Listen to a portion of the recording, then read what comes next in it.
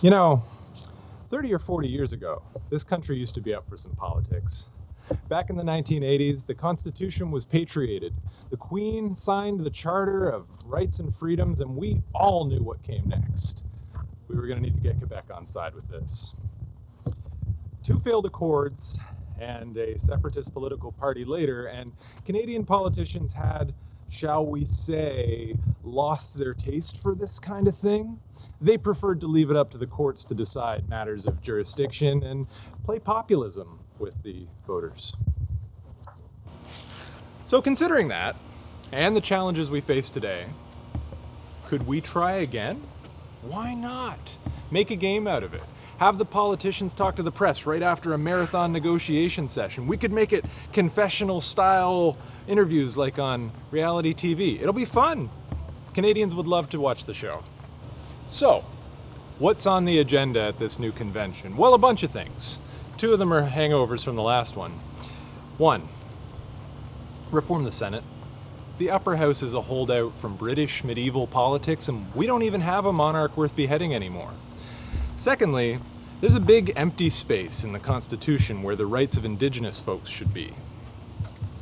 It's time for the federal government to offer Natives a new deal, listen to their feedback, and be ready to make the right set of compromises. And finally, and not that there's only 3 things worth talking about, but this one's sort of important, climate change, the most important challenge of our time. So let's talk.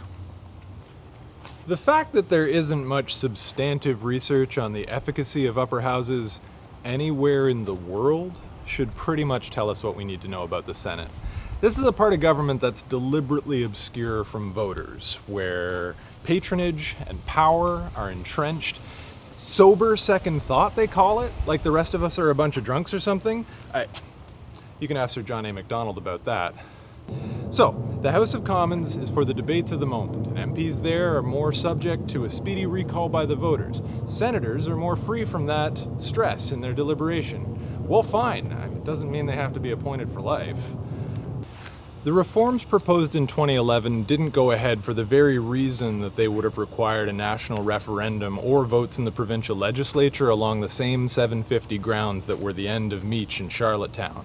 So, Prime Minister Harper said that was that, because he didn't want to spark another constitutional debate.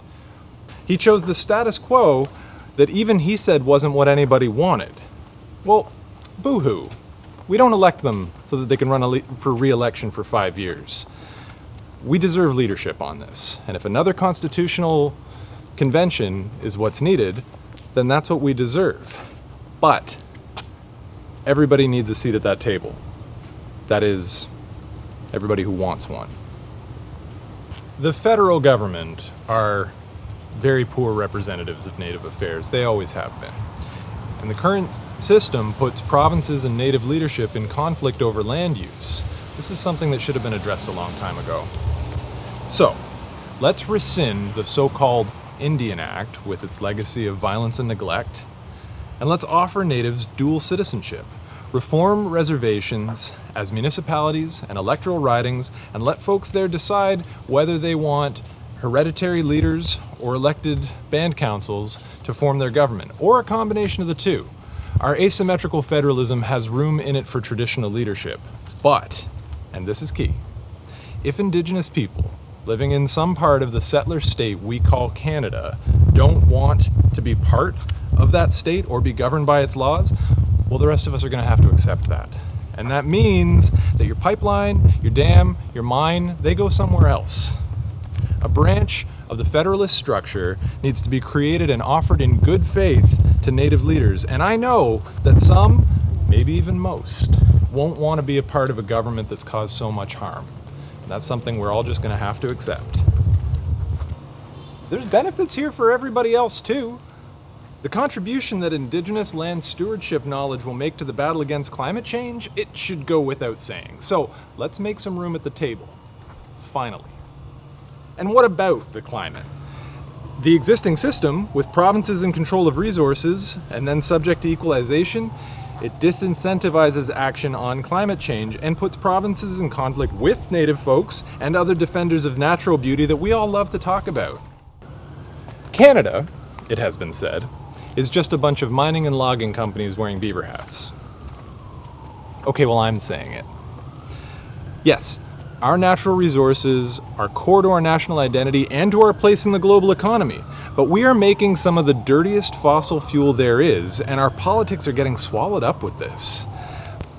And here's where some Indigenous leadership could really help. What would the next 7 generations of Canadians want us to do? And what if our leaders felt responsible to them too?